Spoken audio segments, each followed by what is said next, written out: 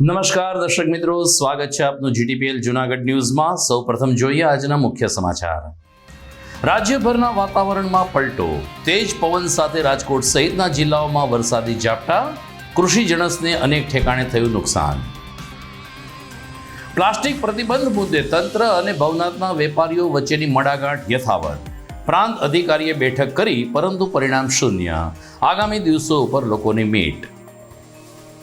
શિવરાત્રિના મેળામાં બિન હિન્દુઓને પ્રવેશ અને રવાડીમાં બગી નહીં રાખવા સહિતના મુદ્દે દામોદર કુંડ ખાતે મળી સંતોની બેઠક, આવતીકાલે ભવનાથ સુધી નીકળશે વિશાળ રેલી। આરોગ્ય માટે સર્વશ્રેષ્ઠ એવા જાડા ધનધાન્યા સેવનની જાગૃતિ માટે બાઉદીન કોલેજ ખાતે ત્રિદિવસીય મિલેટ મહોત્સવનો પ્રારંભ, કાલે થશે સમાપન।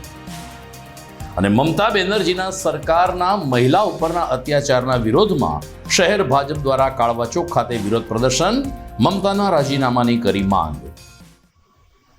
આ તમામ સમાચાર વિગતવાર જોઈએ તે પહેલા લઈએ એક બ્રેક।